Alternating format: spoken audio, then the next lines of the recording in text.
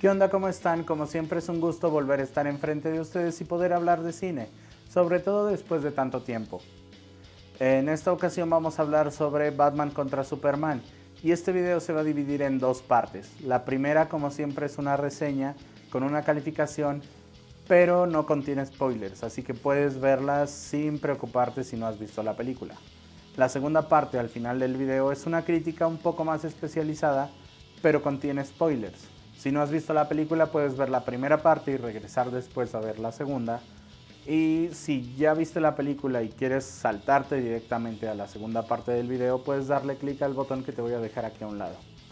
Bueno, pues entendido esto, vamos a empezar. Batman contra Superman básicamente es la segunda parte del Hombre de Acero. Han pasado 2 años desde que el mundo conoció a Superman y las opiniones sobre él son divididas. Algunos lo ven como un héroe y otras personas lo ven como una amenaza que debería ser detenida. Uno de los principales detractores es Bruce Wayne, quien vivió de primera mano la destrucción de Metrópolis durante la pelea contra los kryptonianos. Esto hace que vea al Hombre de Acero como una amenaza y busque una manera de detenerlo. Por su parte, Superman cuestiona los métodos para hacer justicia del Caballero de la Noche. Todo esto durante una ola de desacreditación contra el Hombre de Acero. Esto genera un gran conflicto entre ambos que poco a poco va llevando la trama de la película.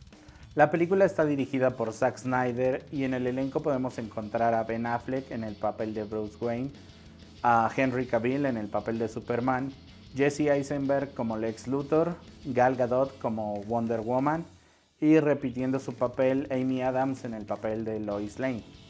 La película inicia bastante bien, introduciendo al nuevo Batman interpretado por Ben Affleck, que a mi parecer lo hace bastante bien. Creo que sí superó las expectativas que muchos tenían sobre él. Tiene una trama bastante interesante dándole forma al conflicto entre estos dos personajes. Sin embargo, no tiene tanta acción como muchos nuevos fans de las películas de superhéroes podrían esperar, pero sí deja muy contentos a los fans de los cómics, ya que tiene muchos detalles relacionados a varias líneas de tiempo y varias historias que podemos ver en los cómics. Sin embargo, poco a poco va perdiendo fuerza y ritmo. A mi parecer, creo que Zack Snyder y sus guionistas cometen los mismos errores que en Man of Steel. Es decir, al darle forma al conflicto y saturarlo tanto de detalles, lo cual los fans de los cómics agradecemos, dejan demasiadas cosas a la suerte para el tercer acto. Entonces tienen mucho menos tiempo para resolverlas y dejan espacios vacíos, resolviendo de manera floja y poco creíble. Tiene muchas escenas que simplemente se podrían haber ahorrado y sin perder tantos detalles, que a final de cuentas rompen este ritmo que ya estaba tambaleando y echan a perder todo el trabajo previo que habían logrado en darle forma a este conflicto. Una cosa que tienen que entender es que la calificación no tiene nada que ver con si es apegada o no a los cómics. Esto porque, como siempre se los he dicho, una adaptación debe de tomarse como un producto final aparte, ya que debe de seguir reglas diferentes y tiene un ritmo narrativo diferente. Calificar una adaptación por lo apegada que es a su fuente original siempre será injusto, para bien o para mal. En este caso, el decir que es muy apegada a los cómics no la hace una buena película, porque no estamos calificando cómics, estamos calificando una película que tiene reglas y un lenguaje muy diferente al que podemos estar acostumbrados en los cómics. Entendamos que esto no tiene nada que ver con si te gustó o no la película. Si te gustó está muy bien, si eres fan de los cómics también está muy chido, pero entiende que no es obligación de todos haber leído todos los cómics para que te guste esta película. Si te gustó, es obvio que cumple con su objetivo original, pero como película debe pasar por otro tipo de calificaciones que no tiene nada que ver con sus fuentes anteriores. Es un universo aparte y si eres fan de los cómics, esto lo debes de entender mucho mejor. La calificación que yo le doy es un 6 y esto solo por el trabajo previo al desastre. En verdad, creo que le habían dado una forma muy padre a la película, tenía una trama bastante interesante, pero como les dije, se cae en el tercer acto y eso lo voy a seguir lamentando mucho.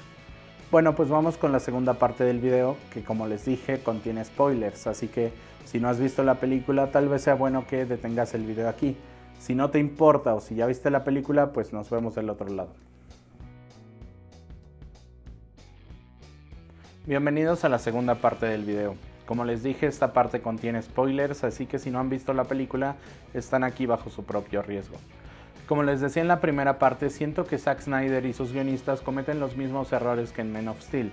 Está muy padre la idea de darle cierta profundidad a los personajes, dotándolos de detalles que revelan un poco más de su personalidad.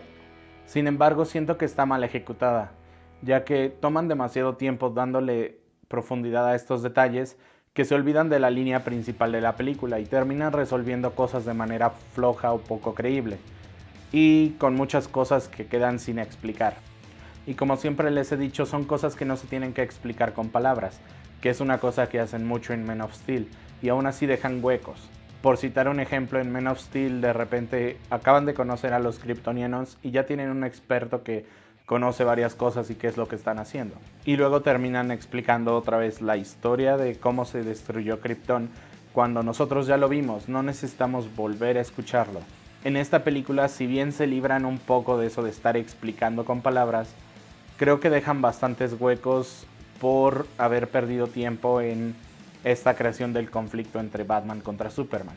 Entonces dejan varios huecos en el guión que no dejan que esta película sea lo grande que podría haber sido. En verdad, a mí me tenía bastante contento muchos detalles. Tiene muchas cosas que los fans de los cómics en verdad están agradeciendo, pero eso no le quita que dejen huecos en el guión que no se terminan de explicar nunca o que simplemente quedan como cosas flojas.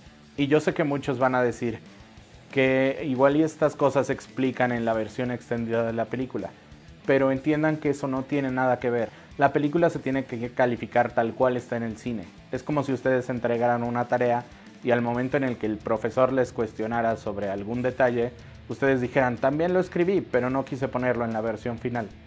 Es a lo que me refiero. La calificación se da a cómo está el producto tal cual en el cine.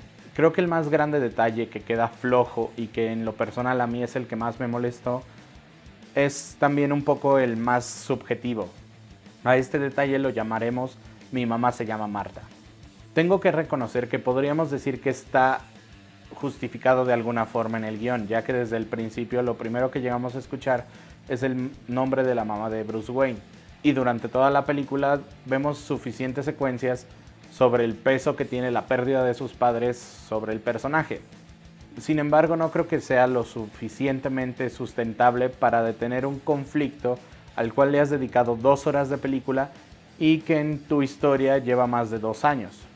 2 años de planeación, 2 años de Batman tratando de conseguir los elementos para poder detener a Superman, y detienes la pelea por un simple mi mamá se llama Marta.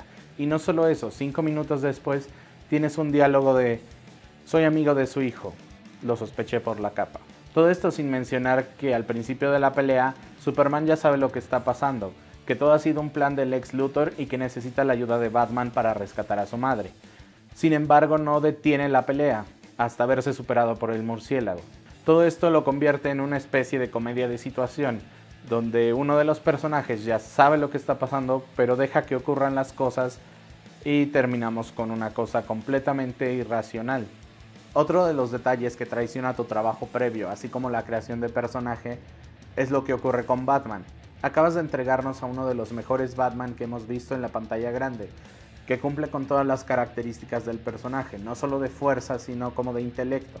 Y lo haces cometer uno de los peores errores de la película, que es dejar a merced el arma que ha sido prácticamente el tema de toda la película, un arma para detener al Hombre de Acero. Independientemente de que acabas de convertir a Batman y Superman en amigos, ¿cómo dejas la única arma capaz de detener al Hombre de Acero a merced de cualquiera? Todo para que al final todos tengan la idea de regresar por la lanza para detener a Doomsday, sin tomar en cuenta que los únicos que sabían de alguna forma la información del origen de Doomsday son Batman y Superman. Otro detalle es la poca importancia que se le da al ataque en el Congreso, tomando en cuenta que es lo que le daría la luz verde a Lex Luthor para crear un arma para detener a Superman. simplemente se deja de mencionar y queda como un asunto aislado más, cuando había sido parte del mejor plan y el más elaborado para detener al Hombre de Acero. Todo esto termina por desgastar una trama bastante interesante y dejando mal parado a uno de los villanos más importantes en la historia de Superman. O por ejemplo lo que pasa con Lois Lane, que a pesar de que es uno de los personajes más fuertes en la vida de Superman, al grado de que en otras historias de batallas entre Batman contra Superman, Batman termina utilizándola para hacer entrar en razón al Hombre de Acero. Siento que en esta ocasión fue bastante desperdiciada, teniendo un papel mucho más forzado en el que no pasa nada con el personaje y solo lo metes para complicar un poco más la trama, convirtiendo todo esto en una comedia de situación mucho más grande. Insisto, se agradecen los detalles y referencias a otras tramas. Sin embargo, eso no debe de afectar tu trama principal. Se agradecen los guiños hacia Jason Todd, se agradece, una de mis favoritas es la de Injustice, pero insisto, si no te va a dar pie para reforzar tu trama o para siguientes secuelas, estaría muy padre ver una adaptación de Injustice, pero si a final de cuentas no va a existir eso, no tendría por qué importar dentro de la película. Todo esto se une al montón de detalles que deja la película con un montón de huecos. Igual y los demás son un poco más pequeños, pero a final de cuentas van poco a poco desgastando la trama que bien habías trabajado. Bueno, espero que les haya gustado el video. Si les gustó, por favor no olviden darle like y compartirlo con todos sus amigos. En la descripción están todas mis redes sociales y por favor suscríbanse al canal. Esto es todo de mi parte. Muchas gracias por haber visto el video. Cuídense mucho. Bye.